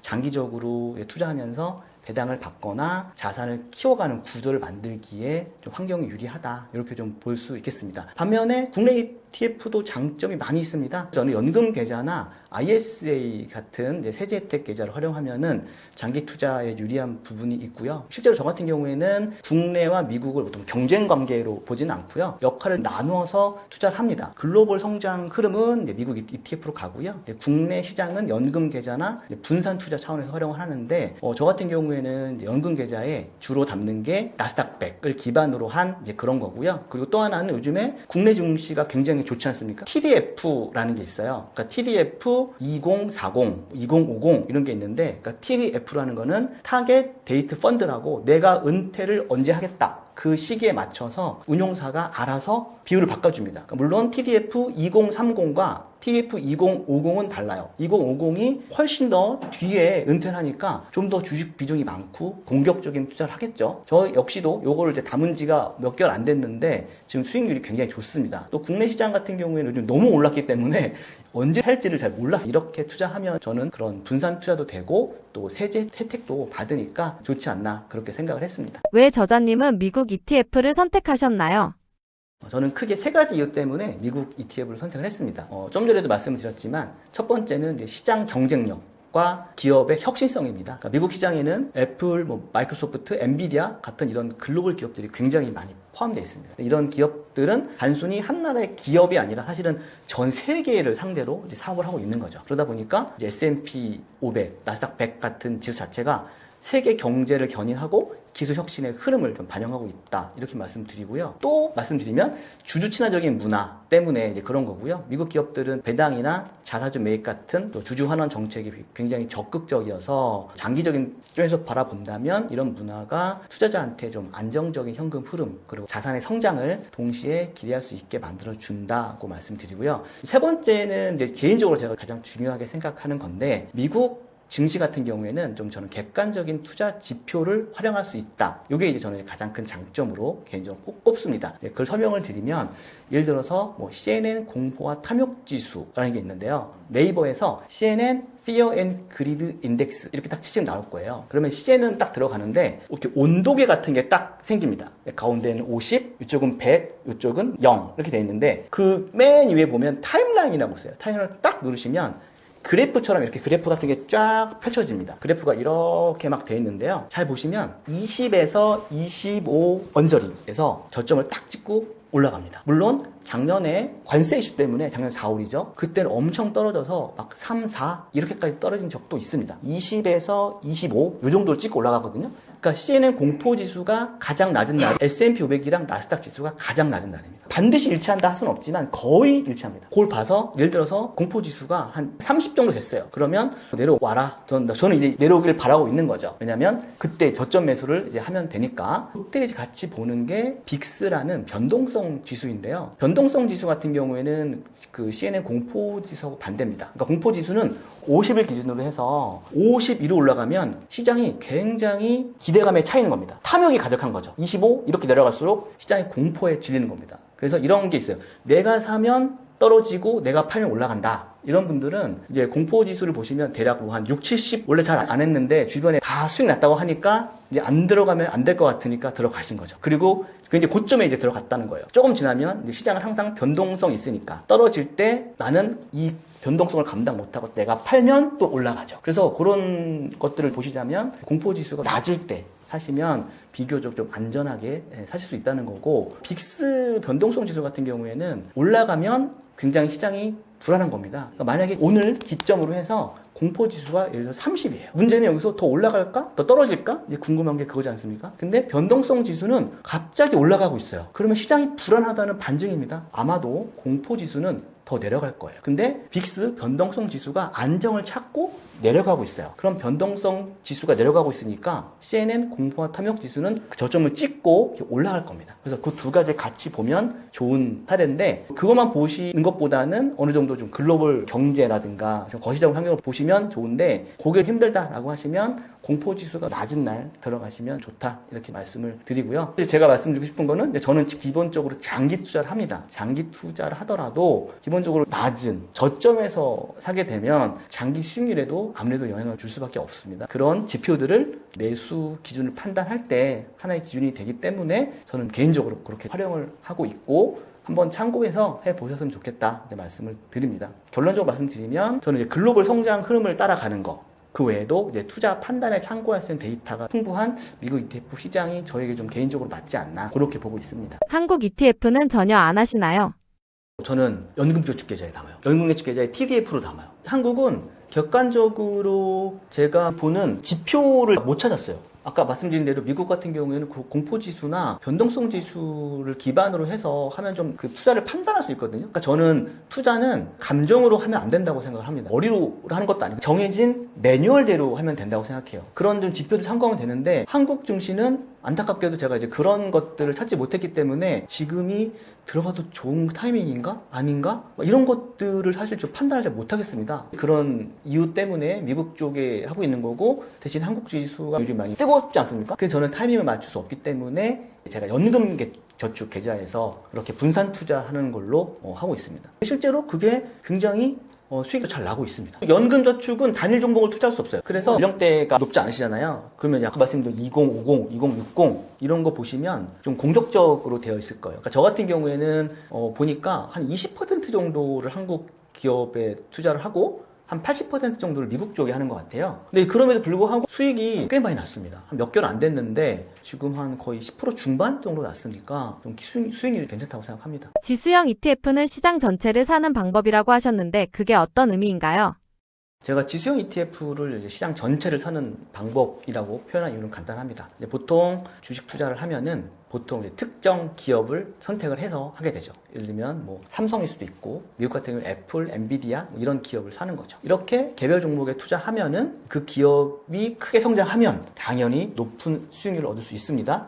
반대로 기업이 흔들리면 손실도 발생할 수 있는 거죠. 근데 지수형 ETF는 그 방식이 조금 다릅니다. 제가 계속 강조하는 S&P 500 ETF는 미국의 대표 기업 500개를 한 번에 담고 있잖아요. 이렇게 그런 특정 기업 하나에 투자하는 게 아니라 미국 전체, 미국 경제 대표를 대표하는 기업들의 묶음에 투자하는 구조이기 때문에 또 다른 거 하나는 이제 미국 나스닥 100 ETF가 있겠죠. 이거는 기술 중심 성장 기업들이 많이 좀 포진된 지수겠죠. 기술 혁신 성장, 그리고 그 성장 산업의 흐름을 따라가고 싶을 때 활용하는 지수입니다. 근데 제가 이런 지수형을 중요하게 보는 이유는 미국 주식 시장이 역사적으로 장기적으로 계속 그 성장해 왔기 때문입니다. 경제가 성장하고 기업의 이익이 늘어나면 결국 시장 전체의 파이도 같이 성장을 하는 거죠. 개별 종목을 맞히는 투자보다는 어떻게 보면 시장 전체의 성장에 올라타는 전략, 그게 초보자일수록 조금 더 현실적인 투자 방법이라고 생각을 하고요. 다만 개별 종목 투자가 필요 없다 이런 말씀은 아닙니다.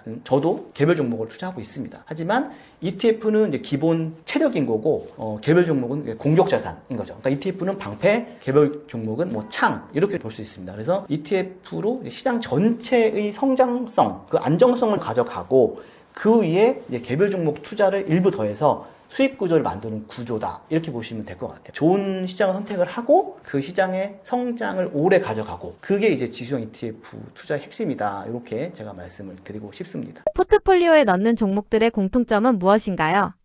장기적 관점인가요?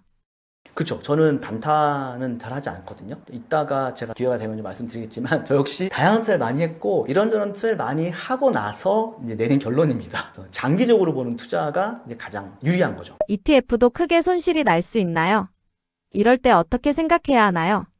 ETF도 당연히 손실 날 수 있습니다. ETF라고 해서 무조건 안전한 상품은 아닙니다. ETF는 결국 뭐 주식이나 채권 같은 자산으로 구성된 금융 상품이기 때문에 이제 그런 거고요. 시장이 하락하면 ETF 가격도 내려갈 수 있습니다. 그러니까 이제 계속 제가 강조하는 S&P 500인데요. 이것도 시장 전체가 하락하면 같이 떨어집니다. 단기적으로 보면 구간이 발생할 수 있죠. 중요한 차이는 위험 구조입니다. 개별 종목에 투자를 하게 되면 특정 기업 하나에 투자하는 거기 때문에 그 기업이 흔들리면 오히려 주가가 장기적으로 회복을 못할 수도 있거든요. 그리고 실제로 역사적으로 사라진 기업들도 많습니다. 근데 지수형 ETF는 여러 기업들을 한 번에 담고 있습니다. 그러다 보니까 어떤 기업의 실적이 부진하면 그 기업을 ETF에서 탈락시켜버리고 굉장히 좋게 올라오는 기업을 또 추가하고 그런 것들을 그 운용사가 알아서 조정을 해줍니다. 그러면서 다른 기업들이 성장하면서 지수를 이제 끌어올리는 그런 구조거든요. 장기적으로 보면 이제 개별 종목보다는 변동성 위험을 분산할 수 있는 장점이 있는 거죠. 그리고 이제 계속 제가 반복적으로 말씀드리지만 미국의 대표 지수인 S&P 500은 장기적으로 역사적으로 계속 꾸준히 물론 이렇게 올라가진 않죠. 이렇게 올라가겠지만 계속 올라가는 구조를 갖고 있기 때문에 일시적으로 하락을 하더라도 장기적으로 투자한다면 이익이 날 수 있는 구조를 갖고 갈 수 있다. 그렇게 이제 말씀을 드리는 거죠. ETF 투자의 핵심은 단기 가격 변동에 흔들리지 않고 시장의 장기 흐름을 가져가는 거. 그거죠. ETF는 손실이 없다. 이렇게 말씀드릴 수 없지만 실패 확률을 낮추는 이제 투자의 도구다. 이렇게 말씀을 드리겠습니다. 적금 다음으로 가장 안전한 투자 수단이라고 생각해도 되는 걸까요? 그렇게 볼 수도 있죠. 어떤 ETF를 담느냐 이것도 굉장히 중요합니다. 그러니까 아까 말씀드린 대로 전체적으로 우상향하고 기초자산이 튼튼한 그런 ETF를 담으셔야지 뭐 테마 ETF 이런 거 담으시면 역행하게 하기 때문에 오히려 막 테마 ETF 담았는데 마이너스 80%, 90% 이런 것도 굉장히 많습니다. 그래서 우량한 종목들을 담은 ETF로 가시는 게 이제 가장 보편타당하다 이렇게 볼 수 있죠. 예전에 저는 금 ETF는 했었습니다. 근데 비트코인은 하지는 않아요. 금은 인류 수천 년 동안에 안전자산의 역할을 해왔는데 비트코인은 저는 잘 모르겠어요. 확신이 덜 들지 않아서 그런 거고 개인적으로 다 차이가 있겠죠. 기업에 투자라는 거는 기업의 성장, 실적 이런 게 말해주는데 비트코인은 그런 부분을 찾지 못해서 저랑은 맞지 않는다 이렇게 생각한 거고 그건 또 나름대로의 또 그게 맞는 투자 방식이라고 생각하시는 분들은 이제 투자하시겠죠. 저는 투자 방식에 있어서 어떤 거를 딱 정해놓고 하진 않습니다. 그러니까 내가 원하는 투자만 하는 것은 아니고요. 항상 공부를 해야 되는 거고 내가 투자하는 것만이 정도는 아닙니다. 결국에는 이렇게 생각합니다. 그러니까 불법만 아니면 다 되는 거죠. 비트코인 사실 낮을 때 그때 투자했으면 좋은데 사실 막 10만 달러 올라갔을 때 그때 왜 안 했을까 고민하는 분들이 많거든요. 근데 지금 많이 떨어졌잖아요. 근데 지금도 무서워서 못 들어가는 분들이 되게 많거든요. 그런 것들. 금 같은 경우에도 다양한 조건이 굉장히 많지만 지금 많이 올랐는데 여기서 더 올라간다, 더 올라가지 않는다, 뭐 여러 가지가 있지만 그건 이제 본인이 좀 판단하는 거고요. 여러 가지 투자 상품을 대하는 데 있어서 뭐 귀를 막고 막 눈을 가려버리면 안 되고 다양하게 열린 시각으로 보되 나에게 맞는 가장 적절한 상품을 찾아서 거기서 소기 성과를 내면 된다. 저는 그렇게 생각하고 있습니다. 그럼 다음 영상에서는 어떤 ETF들을 좀 담아야 되는지 그리고 저도 처음에 시작할 때 이런저런 종목들을 많이 했거든요. 그런 이제 실패 사례들을 말씀드리면서 타산지석으로 삼으실 수 있도록 제가 말씀을 드리겠습니다. ETF로 돈을 버는 방법은 무엇인가요? ETF로 돈을 버는 방법은 이제 크게 두 가지로 나눌 수 있는데요. 첫 번째는 이제 자산 가격 상승을 위한 수익. 그러니까 쉽게 말하면 시세 차익입니다. 예를 들어서 제가 반복적으로 이야기하고 있는 S&P 500, 나스닥 100 이런 지수형 ETF는 시장이 성장하면서 나의 가격도 같이 올라가는 구조거든요. 경제가 성장하고 기업 이익이 늘면은 그 지수도 같이 성장합니다. 그래서 내가 만약에 뭐 100달러에 샀으면 일정 시간이 지나면 120, 150 혹은 뭐 200, 300 이렇게 올라가는 거죠. 그럼 2배, 3배, 4배 이런 식으로 이제 올라가기 때문에 그걸 팔았을 때 시세 차익을 누릴 수 있는 거죠. 이런 ETF에 투자하면 특정 기업 하나에 의존하는 것보다는 이제 시장 전체 흐름을 따라가니까 비교적 안정적으로 이제 자산이 커지는 수익을 좀 기대할 수 있는 거고요.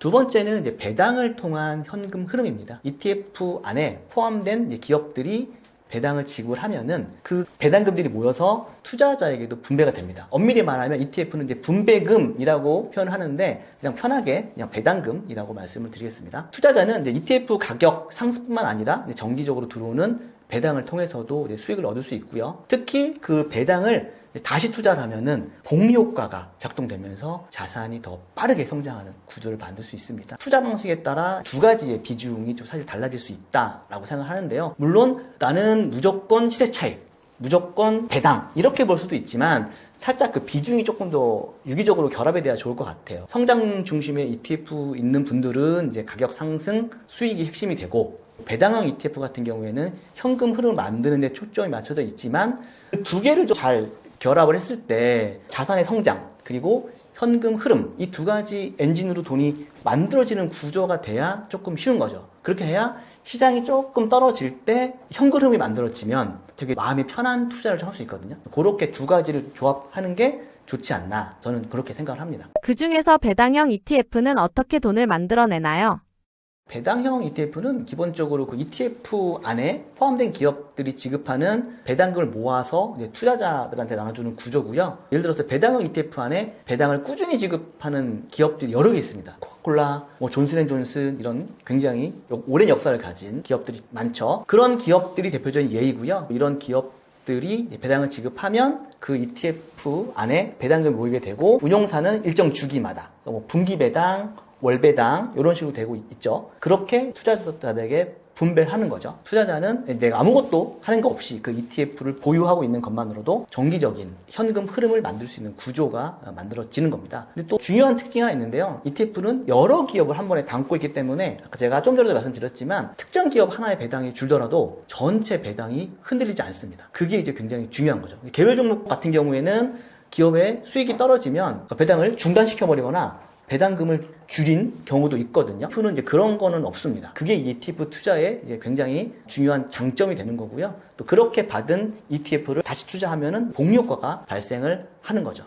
그 복리가 다시 또 다른 나의 자산의 형성이 되고 그 자산이 또 계속 불어나는 그런 구조를 만들어갈 수 있는 겁니다. 그래서 배당형 ETF 투자는 저는 단순히 배당을 받는다 이거보다는 그 현금 흐름과 자산 성장이죠. 복리를 통한 재투자를 통해서 그렇게 만들어가는 복합적인 투자 방식이다. 그렇게 좀 보고 있습니다. 배당형 ETF라고 따로 정해진 게 있는 건가요?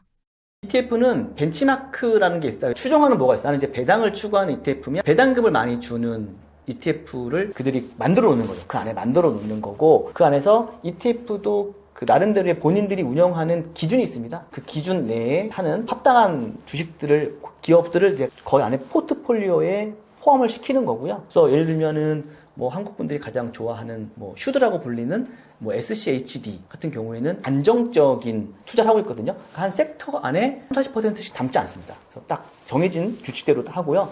또 어떤 ETF는 뭐 고배당을 추구하는 ETF 그런 것들은 고배당 종목의 그 치중 같은 배당 ETF라도 어떻게 추구하느냐에 따라서 그 종목은 조금씩 달라질 수 있습니다. ETF 종류에 따라 수익을 만드는 방식은 어떻게 다른가요?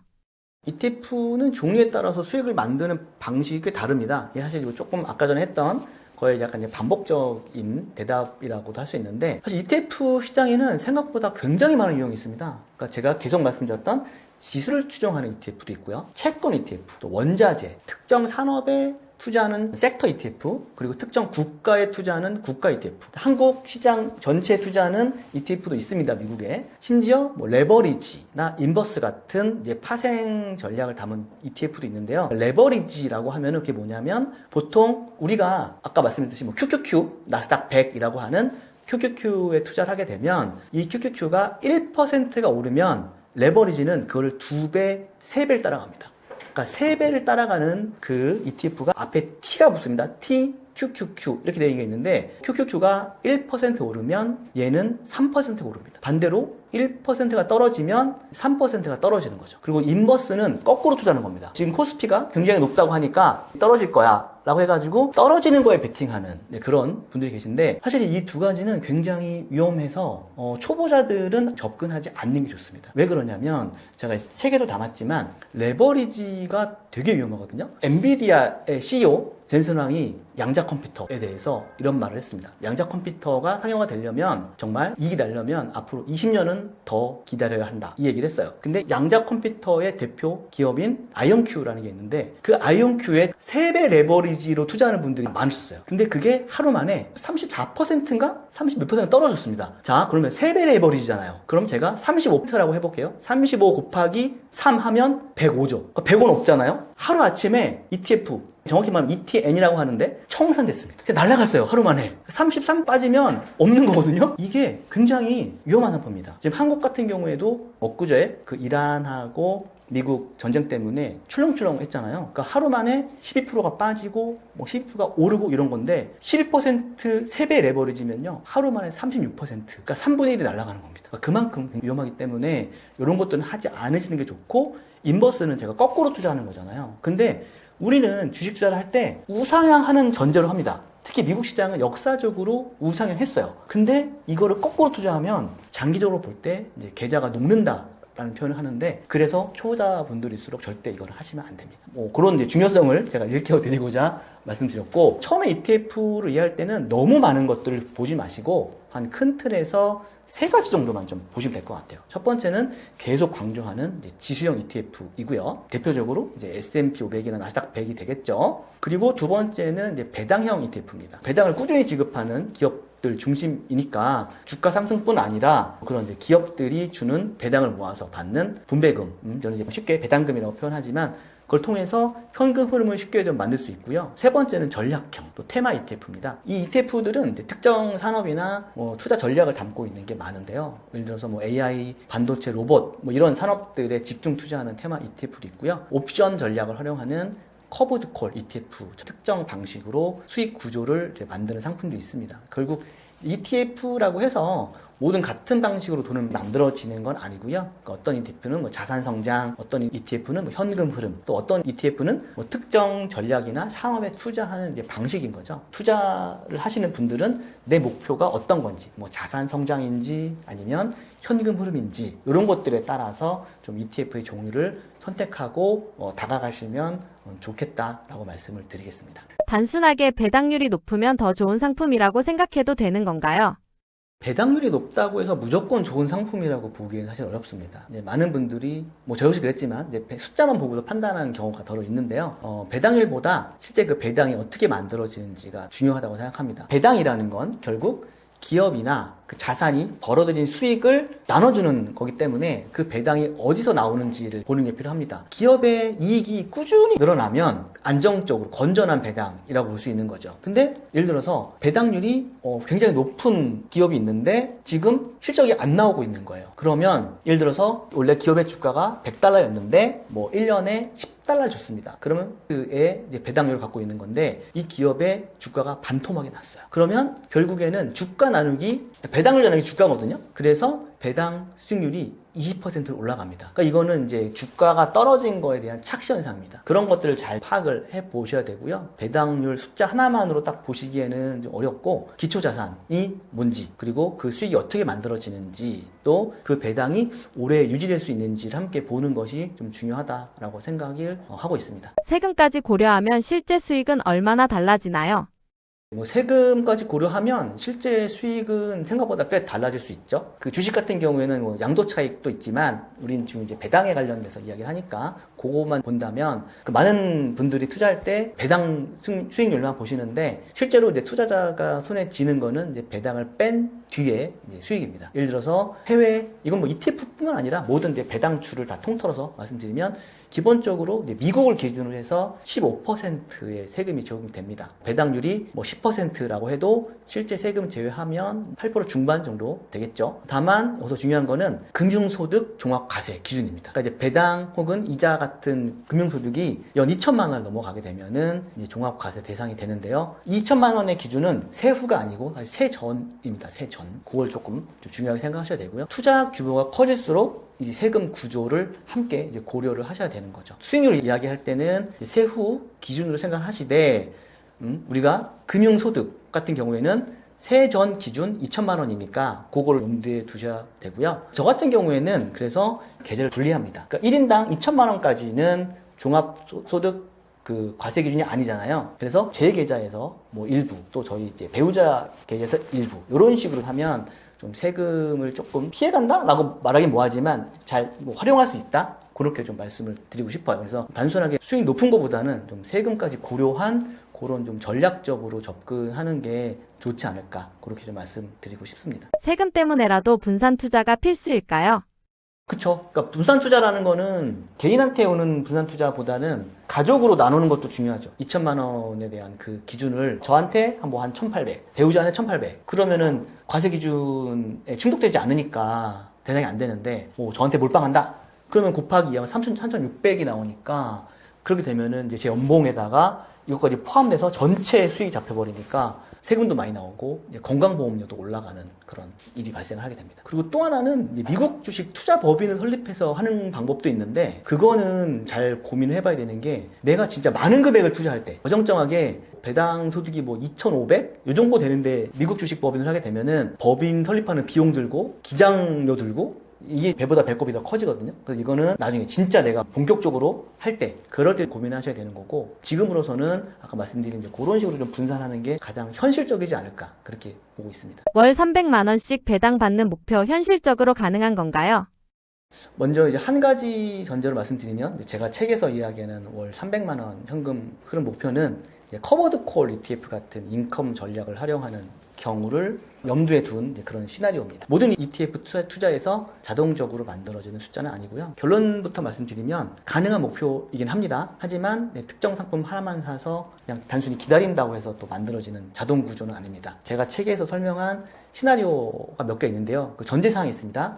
첫 번째는 이제 초기 투자금인데요. 저는 이제 책에서 표현한 대로 1,000만 원으로 이제 한정을 했고요. 두 번째는 배당금을 소비하지 않고 재투자하는 구조입니다. 그리고 세 번째는 일정 기간, 저는 그걸 3년으로 보고 있는데요. 그 3년 동안 흔들리지 않고 매도하지 않으면서 투자 구조를 유지하는 겁니다. 그러니까 중요한 건 여기서 이제 복리에 대한 구조인데요. 그러니까 배당을 다시 투자하면 자산이 점점 커집니다. 그리고 그 자산이 배당을 또 만들어주는 구조가 반복이 되는 거죠. 그래서 일정 시간이 지나면 자산이 스스로 자산을 만들어내는, 복제하는 그런 구간이 만들어집니다. 그리고 또 하나 제가 강조하고 싶은 거는 기초 자산의 성장입니다. 그러니까 결국에는 우상향하는 우량한 기초 자산에 투자를 해야지 장기적으로 이 구조가 유지가 될 수 있는 겁니다.